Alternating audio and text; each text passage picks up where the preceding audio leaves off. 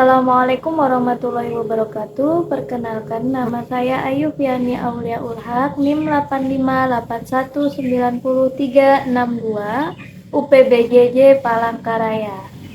Ini saya akan melakukan praktikum tentang sifat cahaya. Akan melakukan praktikum sifat cahaya yang kedua, yaitu percobaan pembiasan cahaya.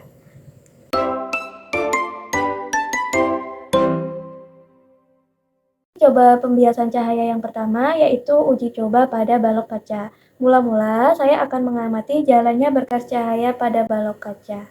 Sudah ada senter, celah cahaya, kemudian balok kaca. Cahaya dari senter yang melewati celah akan dibelokkan saat masuk ke balok kaca dan dibelokkan kembali saat keluar ke udara.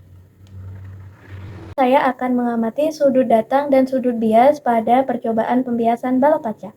Berkas cahaya dari udara ke kaca akan mendekati garis normal. Sebaliknya, dari kaca ke udara akan menjauhi garis normal. Saya akan mengukur sudut datang dan sudut bias pada pembiasan balok kaca. Jika sudut datang 15 derajat, maka sudut biasnya adalah 23 derajat. Jika sudut datang 28 derajat, maka sudut biasnya adalah 36 derajat. Jika sudut datangnya 35 derajat, maka sudut biasnya adalah 40 derajat. Kemudian yang terakhir, jika sudut datang 38 derajat, maka sudut biasnya adalah 43 derajat.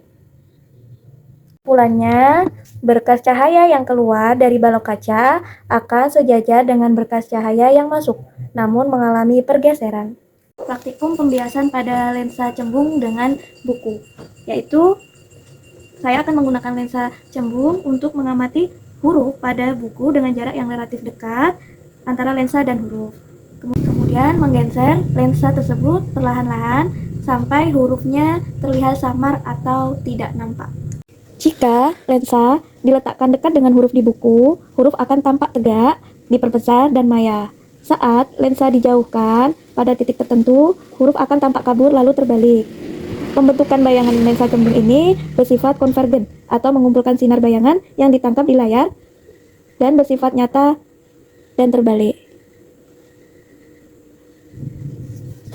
Percobaan pembiasan cermin cembung selanjutnya yaitu lilin, lensa cembung, layar, dan penggaris. Kita akan mencari bayangan paling tajam pada lensa cembung. Saya akan mencari jarak benda yaitu lilin ke lensa, kemudian jarak bayangannya yaitu lensa ke lilin, dan mencari bayangan yang paling tajam, serta menyebutkan sifat bayangannya. Mula jarak benda yaitu lilin ke lensa 15 cm. Maka jarak bayangannya adalah 30 cm. Sifat bayangannya adalah nyata, terbalik, diperbesar. Selanjutnya yang kedua, jarak benda lilin ke lensa adalah 20 cm. Maka jarak bayangannya adalah 20 cm. Sifat bayangannya adalah nyata, terbalik, sama besar.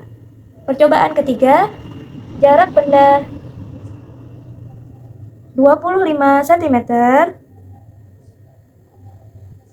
maka jarak bayangannya adalah 16 cm. Sifat bayangannya nyata, terbalik, diperkecil. Jarak lilin 50 cm, maka jarak bayangannya 14 cm, maka sifatnya adalah nyata, terbalik, dan sangat diperkecil. Apabila lensa didekatkan oleh benda, maka bayangan yang terbentuk adalah maya. Sedangkan jika lensa cembung dijauhkan dari benda, maka bayangan yang terlihat adalah nyata.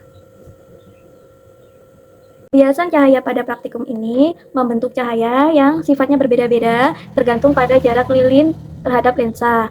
Jika lilin diletakkan jauh dari lensa, maka bayangan yang terbentuk adalah nyata, terbalik, dan diperkecil. Jika lilin berada di tepat 2 kali panjang fokus, bayangan yang dihasilkan adalah nyata, terbalik, dan sama besar. Sedangkan jika lilin diletakkan di antara 2 fokus dan titik fokus, maka sifatnya menjadi nyata, terbalik, dan diperbesar. Terakhir, jika lilin didekatkan sekali dengan lensa atau berada di antara lensa dan titik fokus, maka bayangan yang terbentuk adalah maya tegak diperbesar. Pembiasan yang terakhir yaitu pembiasan lensa cekung. Maka, saya akan melakukan praktikum dengan mengamati huruf dengan lensa cekung, kemudian kita akan mengamati jaraknya, kalau dekat seperti apa dan kalau dijauhkan seperti apa. Selanjutnya adalah mengamati huruf menggunakan lensa cekung. Saat melihat huruf melalui lensa cekung, huruf akan selalu tampak tegak, diperkecil, dan maya.